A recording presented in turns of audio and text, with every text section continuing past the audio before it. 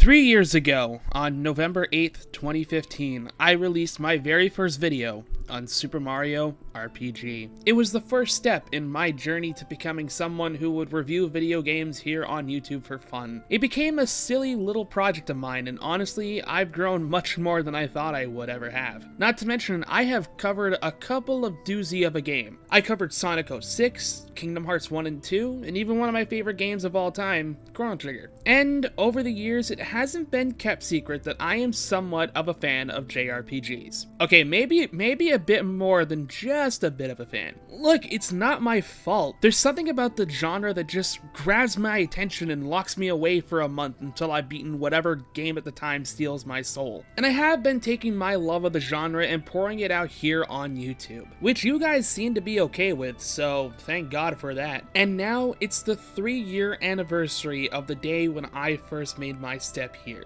albeit a little bit late. And I wish I could make this story of how I struggled to decide which game I would cover for such an occasion, but really? I knew at the start of the year which game I would do. It's a title which many people hold dear to their hearts, and now it's my time to talk about it. So strap in and enjoy the ride as I take you through the Tales of Symphonia.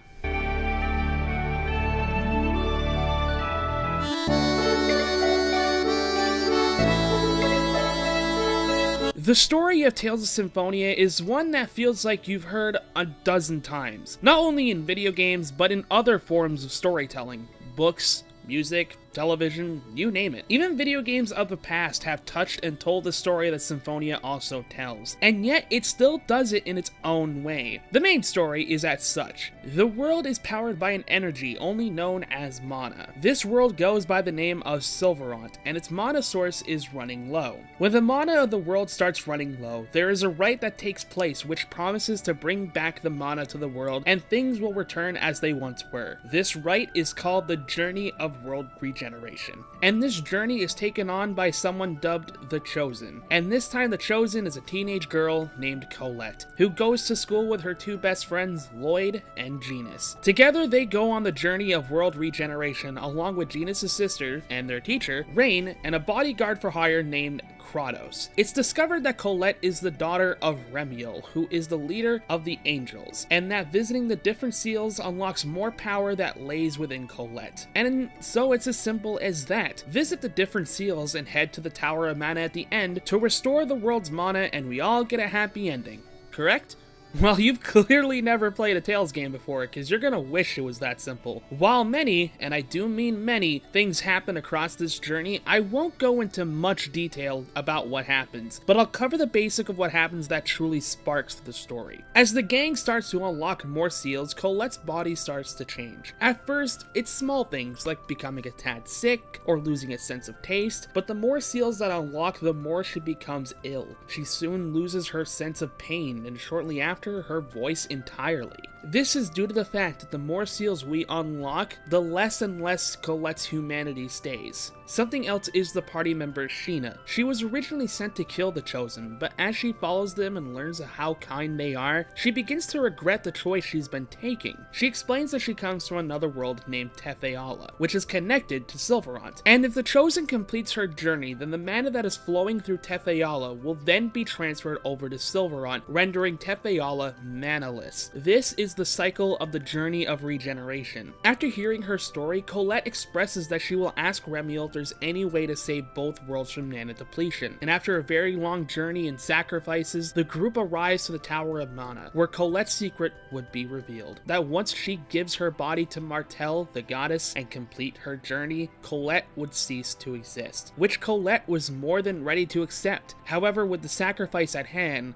the true plot arises. Remiel betrays the group and reveals that he is part of an organization called Crucius. Lloyd and the others resist his claims and stop Remiel, but in doing so, Kratos steps in and stops the party in their tracks. He as well is a member of Crucius, and we also meet the group's leader, Yggdrasil. While their means are kept hidden for now, the main thing to take away is they still want to use Colette to realize their plans and take her away to their base. After saving Colette and bringing her back to her old self, itself due to friendship, of course, the main plot is somewhat set up from here. While traveling the world of Tefeala, they learn of a way that might save both separate worlds. And with this idea in motion, the gang sets off to not only stop Crucius, but to also try to do whatever they can to save both worlds. Yeah, it does sound like your typical JRPG plot, and it is, I can't lie about that. While its story does take the basic formulas that other games of the genre have taken themselves, there's still enough that Symphonia does new that makes it stand out from the rest. I'll go into more detail as the video progresses, but for now, I wanted to at least lay out the basic plot line that the game gives the player. Like I mentioned, yes, it is generic, but I think it does a good job of introducing new plot twists to engage the player that makes them wanting to play the game more.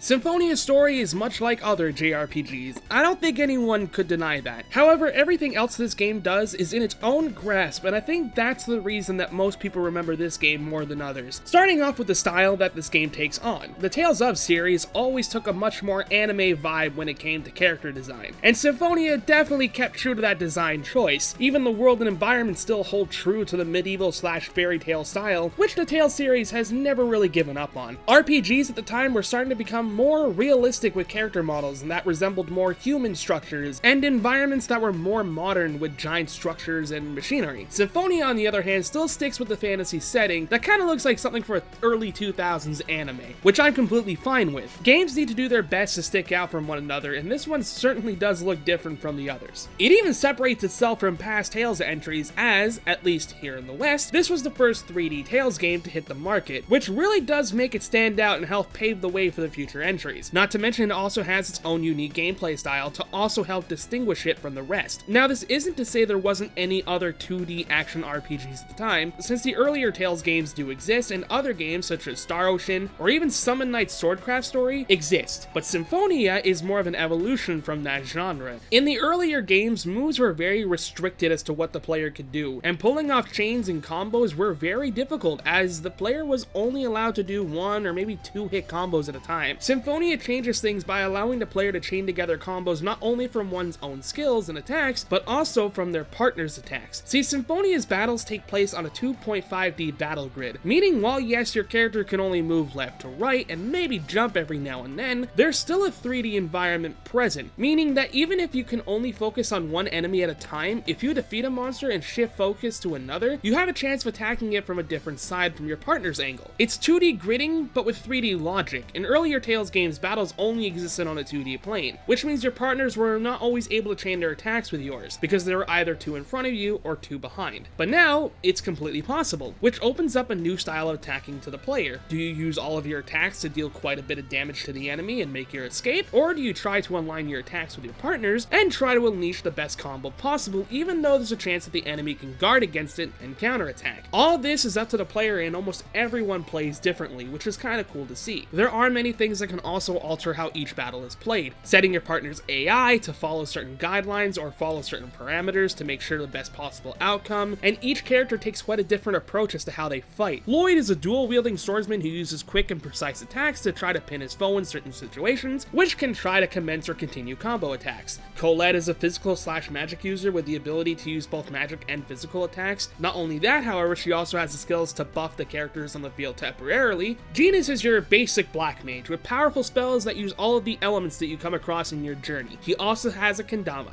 That one's for you, Ryan. Though, of course, his physical attacks are, they're bad. Rain specializes in healing and status buffing. She's basically your standard white mage of the group. But she also has powerful white magic that can stun any enemy at a time when it gets hit by it. Kratos/Zelos are magic knights. They attack the opponent with their one-handed weapons while also using a shield to defend themselves. But alongside having your standard physical special attacks, they also equip with devastating magic abilities, and sometimes even intertwine the two abilities into one attack, such as Light Spear Cannon. Sheena is the ninja girl who attacks with cards. There's nothing much I can really say based off that. Most of her attacks are based off stealing the enemy, which gives the player a chance to continue a chain or just finishing off the enemy as a whole. However, that's not her full kit, as she is also a summoner. During Overlimit, she has the ability to summon spirits to the battle, and their attacks are like no joke. Usually being multi-hit chain attacks, which will always almost stun the enemy no matter what. Regal kicks people, like like really hard, and that pretty much sums up his whole playstyle. He kicks a lot. And last but not least, Persea, the girl who's about 3 feet tall and swings an axe taller than most of the cast. Her attacks are what you would normally see in a tank class, slow but overly powerful, with most of her attacks centering around knocking the enemy to the ground, which in turn can help others make a quick recovery and gain good distance from the enemy so they can heal or cast a spell. The cast is so diverse with how each of them play that mix and matching to see what fits your preferred style of fighting is part of the fun. Music is always a staple within the genre of RPGs, as well as others, and Symphonia's soundtracks definitely deliver what it sets out to. Motoi Sakuraba, if I even pronounced that correctly, takes the reins as the composer for like the whole series, actually, and he does a great job as always. The Tales series is known for having a variety of instruments in their soundtracks, and Symphonia I feel was the last one to really utilize the composition style. Emotional, orchestrated, or focustrated tracks for when the moment calls for it, and the banging guitar / synth heavy tracks for those battle situations. And the last thing I want to talk about before heading to the final section is probably the biggest factor for me about the game, and that's the characters. Now, if I'm completely honest, not every character stands out to me. Not to say they're all bad, they all have their own moments that make them justify for being on the journey that we're on, but there are definitely some that are stronger than others, at least in my opinion. And I think to fully explain why I would go out of my way to express my love for these characters and not so much in the other games, I'm going to talk about my two favorite characters of the game, Lloyd and Sheena. The reason I like these two characters the most is that their problems are nearly identical, but the way in which both come to their solutions to the problems are different. Lloyd is shouldered by the burdens of lives that have been lost based on his decisions, and Sheena is the same, with her failing to master a path to the Summoned Spirit Vault and people dying in the process. For Lloyd, he knows the consequences of his actions almost immediately, or at least relatively quickly. While most stories would have this overshadow the character throughout the entirety of the story, these feelings get quickly addressed and solved throughout what seems to be a normal pace. These aren't problems that can't be solved so easily, and the characters know that. For Sheena, it's not until her second encounter with Vault before she truly realizes her own strength to overcome any doubts, and the reason why she's so hellbent on killing the Chosen was due to that overshadowing guilt she felt for the people she had seen fallen. To see these struggles not only acknowledged, but also dealt with in a mature and reasonable standard is a sight for sore eyes, and though these are just two examples, each main character does go through their own arcs. I just think the two I mentioned here are the most vital to show how well this game truly handles its own themes.